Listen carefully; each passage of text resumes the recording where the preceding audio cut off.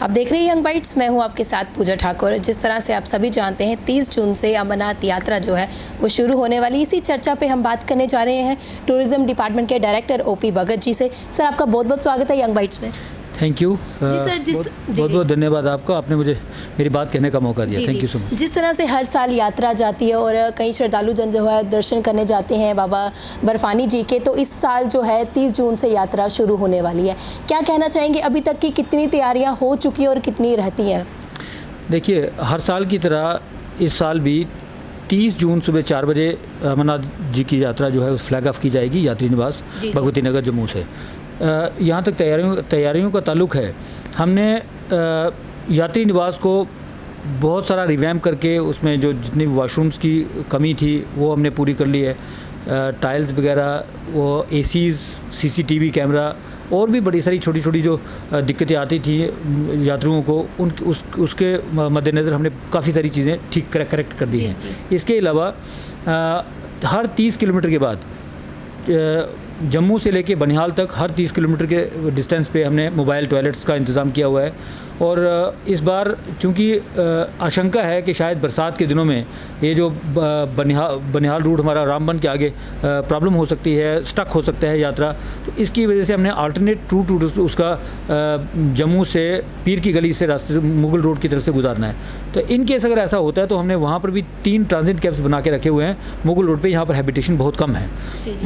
एक छत्तापानी है, छत्तापानी में जो पीर की गली से 10 किलोमीटर की दूरी पे होगा जम्मू की तरफ, और एक है शिकारगाह जिसको पनारा ब्रिज भी बोलते हैं, और तीसरा है बिम्बर गली में।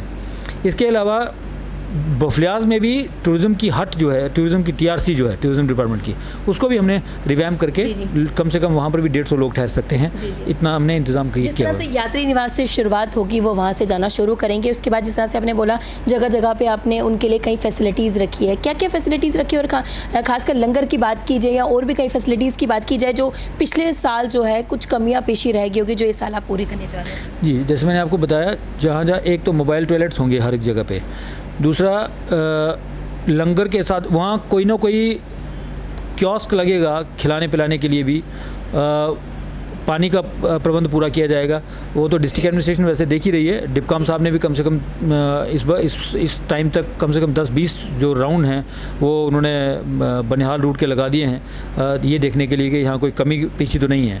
Deputy commissioner Ramban, deputy commissioner Udhampur के साथ वो मिलके, इवन के डीसी जम्मू के साथ मिलके, यहाँ इस तरफ का भी डीसी रजौरी, डीसी पुंछ के साथ मिलके वो सारा जायज़ा लेते रहते हैं। उन्होंने काफ़ी सारी चीज़ें क्लियर कर दी हैं, काफ़ी सारी चीज़ें ठीक हो गई हैं। जो भी कमी पेशी होंगी, अभी 2, 3, 4, 5 मीटिंग्स और होंगी, सीरीज़ ऑफ मीटिंग्स होंगी। उसके बाद फाइनल मीटिंग जिस दिन होगी उस दिन पता चल जाएगा हम मतलब किस लेवल तक हम पहुंच गए हैं। इस बार हमने सोचा हुआ है कि काफ़ी अच्छे तरीके से ये यात्रा होनी चाहिए। इसके अलावा हम लोगों ने लखनपुर रेलवे स्टेशन, एयरपोर्ट और बस स्टैंड पे भी हमने डेकोरेटिव गेट्स लगाने हैं। और सिटी को सुंदर बनाने के लिए या ठीक रखने के लिए उन दिनों जिन दिनों यात्रा चलेगी, ऐसे एक फेस्टिवल का माहौल देने के लिए हमने डिपकॉम साहब ने अपने ट्रैवल एजेंट्स के साथ, होटेलियर्स के साथ भी बात करी हुई है और उन सभी ने कहा कि हम आपका पूरा सहयोग देंगे। जी, बहुत बहुत धन्यवाद हमारे साथ जुड़ने के लिए और कीमती जानकारी देने के लिए। Thank you. तो जिस तरह से इन्होंने काफ़ी अच्छे से बताया कि जो तैयारियां हैं वो ऑलमोस्ट हो चुकी है और कुछ जो कमी पेशी है वो भी बहुत जल्द पूरी हो जाएगी और 30 जून से जो है यात्रा जो है निकलने वाली। इसी के साथ अगली अपडेट मैं देते रहूँगी। तब तक के लिए देखते रहे यंग बाइट्स। वीडियो जर्नलिस्ट अभिषेक के साथ मैं पूजा ठाकुर, यंग बाइट्स जम्मू।